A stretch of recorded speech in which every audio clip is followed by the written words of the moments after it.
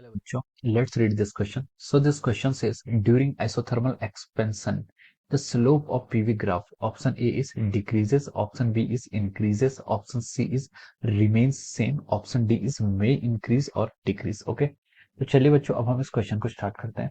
तो देखिए बच्चों, इस क्वेश्चन का की कॉन्सेप्ट आप क्या लिख सकते हैं? इस क्वेश्चन का की कॉन्सेप्ट हम लिख सकते हैं, इस क्वेश्चन हमसे पूछा है कि आइसोथर्मल एक्सपेंशन में आपका क्या होता है, पीवी ग्राफ का स्लोप क्या रहता है। ठीक है, तो हम इसको लिख सकते हैं। देखिए, isothermal expansion is the key concept of this question. ठीक है, इस क्वेश्चन का आपका की कॉन्सेप्ट क्या, आपका आइसोथर्मल एक्सपेंशन। ठीक है, तो देखिए बच्चों, आइसोथर्मल एक्सपेंशन होता है क्या है?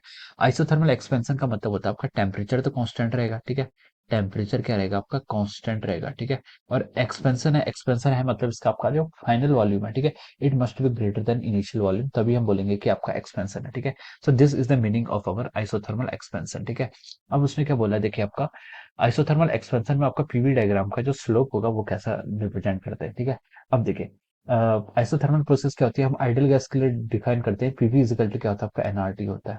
ओके, अब देखिए, अगर आप इसको डिफरेंशिएट करें, देखिए पीडीवी प्लस वीडीपी, अगर चैन रूल से हमने क्या किया, इस इक्वेशन को पूरी डिफरेंशिएट कर रहे हैं, चैन रूल से पीवी का डिफरेंशिएशन पीडीवी प्लस वीडीपी आ जाएगा, एनआर आपका कांस्टेंट है वो बाहर आ जाएगा, टी का डिफरेंशिएशन आपका डीटी हो जाएगा। ठीक है, अब यहाँ से क्या लिख सकते हैं हम, देखिए एंड ये क्या आपकी आइसोथर्मल प्रोसेस है, तो डीटी वाली टर्म, ये टर्म आपकी किसके इक्वल हो जाएगी, जीरो के इक्वल हो जाएगी। तो हम यहाँ से लिख सकते हैं आपका पीडीवी किसके इक्वल आ गया, माइनस ऑफ अवर वीडीपी के इक्वल आ जाता है। ठीक है, और अगर हम यहाँ से डीपी बाई डीवी का रेशियो डिफाइन करें, ठीक है, तो डीपी बाई डीवी ये हो जाएगा आपका माइनस पी वाई वी हो जाएगा, कितना, minus P Y V. Okay, तो देखिए ये आपका स्लोप आ गया। ठीक है, अब मान लीजिए हमने यहाँ पर पीवी डायग्राम ड्रॉ किया, this is our volume and this is our pressure. ठीक है, ये आपका पीवी डायग्राम है।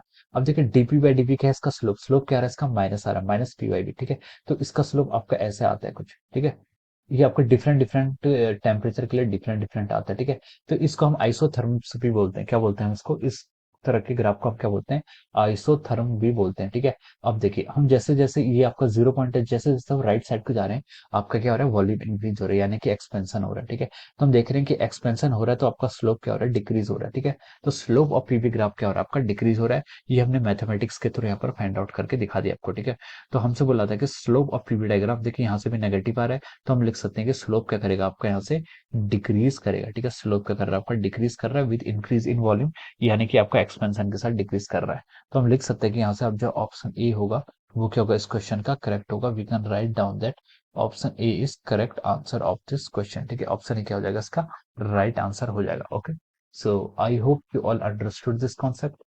All the best and thank you so much.